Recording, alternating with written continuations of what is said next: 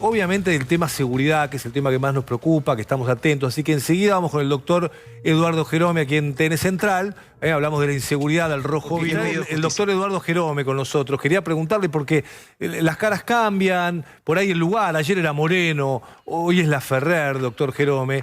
Hay gente armada, hay gente violenta y hay mucha falta de acción del Estado. Absoluta. Estamos pagando el precio, Franco, de años de políticas nefastas respecto de la delincuencia, en las cuales no solo no se combatió el delito, sino que inclusive se protegió a los delincuentes. ¿De qué manera se los protegía? Se los protegía dándole derechos excesivos de todo tipo, derechos que no se le daban al ciudadano común. Es decir, se privilegiaba al delincuente por sobre la víctima. Y entonces esos derechos eran pseudo garantías porque se supone, ellos se llamaban garantistas, pero resulta que las garantías se le deben dar al delincuente, que es la de tener un juicio justo, pero se le deben dar a la sociedad también, que la sociedad lo que requiere es que el que comete un delito vaya preso. Decía Susana Jiménez en el programa de Johnny Vial, decía esto de que hay que hacer más cárceles, a lo Bukele dijo directamente, así de fuerte. Bueno, las cárceles es una de las cosas que hay que hacer. Más vale, nunca se pensó en hablar en hacer cárceles porque eso... Acá tienen teléfono celular los presos. Digo, yo no quiero violar los derechos humanos de nadie, pero a mí no me entra en la cabeza que los presos estén con el teléfono mandando WhatsApp, haciendo delitos, incluso muchos de ellos desde las cárceles. Pero si el jefe de las cárceles integraba el batallón militante en algún momento, entonces quiere decir que se confundieron los roles. Acá hubo, cuando te digo que hubo políticas nefastas, me refiero puntualmente a las que ingresaron con los pseudo garantistas, con Zaffaroni a la cabeza y con un montón de personas que fueron estudiantes, que se recibieron, que son jueces, que son abogados, que son ministros y que realmente están llevando en este momento a que pasen todas estas cosas. Si no, ¿cómo podemos pensar que en pandemia, por ejemplo, se dejaron en libertad miles y miles de personas con el argumento de que para que no se contagiaran, cuando precisamente estaban en un lugar que no se iban a contagiar? Lo otro que contamos siempre, doctor, es la cantidad de antecedentes que tienen quienes después vemos que matan de nuevo. Es decir, ¿cómo tiene? No sé, ayer contabas, Rodrigo, sí, 6 antecedentes. De 6 entradas a la cárcel. 6 entradas. 6 entradas, 2 condenas, digamos. 2 condenas, 6 entradas a la cárcel. Es el tipo, bueno, ¿cómo está? Ahora los senadores y diputados tienen una ley de reiterancia para tratarse en el Congreso y espero que la saquen. ¿Por qué? Porque precisamente la diferencia entre reiterante y reincidente, creo que hay que decirlo, el reincidente no puede salir en libertad. Pero, ¿qué pasa? Para ser reincidente hay que tener una condena previa, y la condena no llega nunca. No, en cambio, cuando es reiterante, ya el solo hecho de que reincida, de que vuelva a cometer otro delito, aunque el primero no esté condenado, ya le va a impedir tener libertades. Jueves, Franco, y los jueves jueces... Mario de Diputados, el tema que dice el doctor. No recuerdo la cifra exacta, pero creo que hay... el 70% de los presos no tiene condena. No tiene firme, condena, ¿no? no tienen condena y no llegan nunca a la condena. O sea, 7 de cada 10 están presos, pero nadie los condenó todavía porque, no sé, porque tardan los jueces. Por supuesto, y además los jueces, que son liberadores en grado extremo, lo que me llega a pensar es esto, Franco.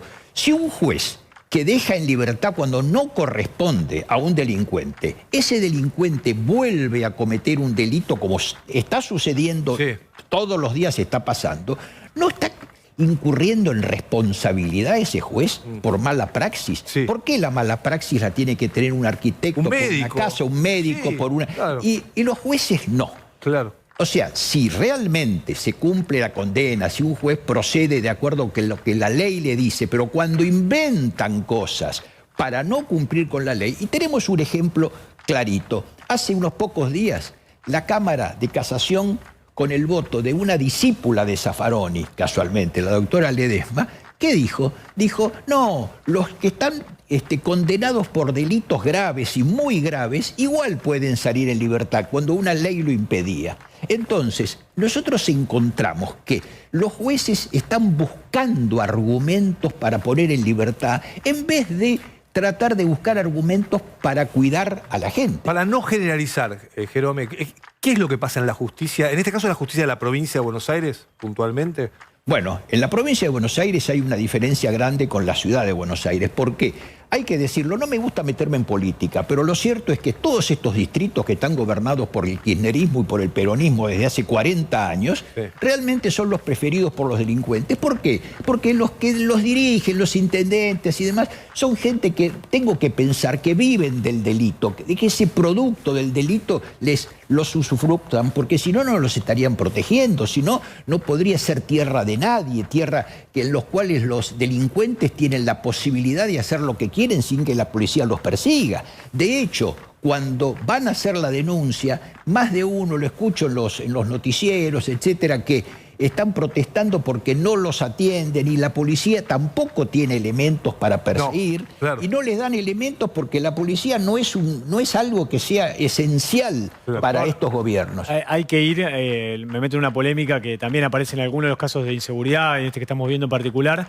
Hay que volver a discutir la baja de la ley de imputabilidad, hay que salir del régimen actual de penal juvenil y ir un poquito más hacia abajo. Pero por supuesto. ¿Hoy cómo es 16? Hoy es 16 años para tener realmente que tengan responsabilidad penal. Ahora, ¿qué pasa? 16 años, si fuera como en el resto del mundo, quizás no tendríamos derecho a pedir la baja, pero en el resto del mundo no es así.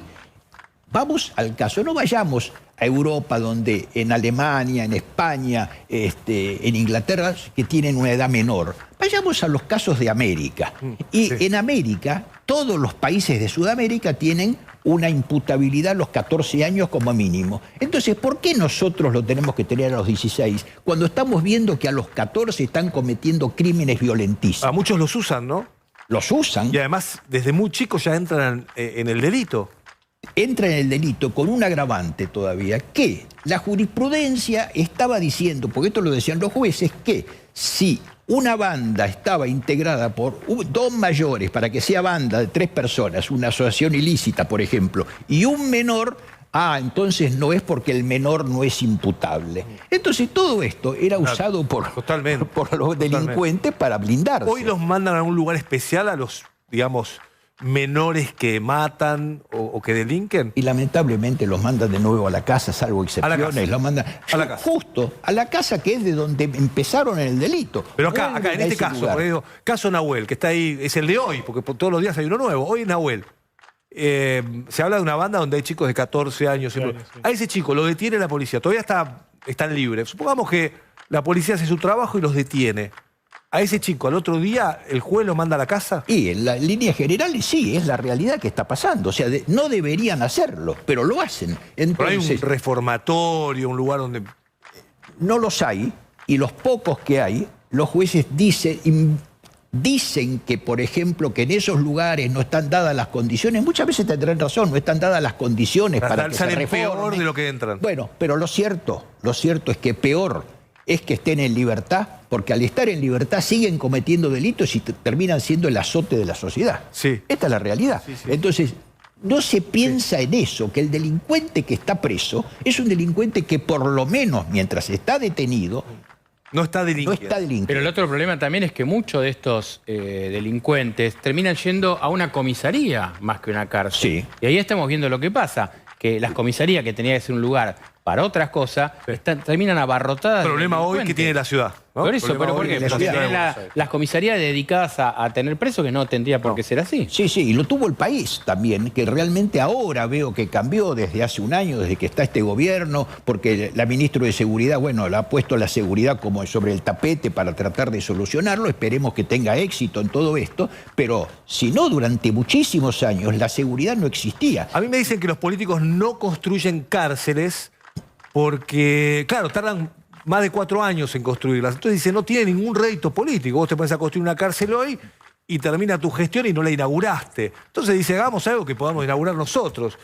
Y así, digamos, pasa hoy en la provincia, pasa en la ciudad, pasa en muchos distritos del país que no hay, y además donde están detenidos es un desastre. Es muy cierto, Franco, eso. Y también, ¿por qué no pensar en cárceles privadas como están funcionando en algunos lugares del mundo? ¿Por qué? Se me dirá, no, porque la cárcel, miren, cualquier cosa es mejor que la falta de cárceles.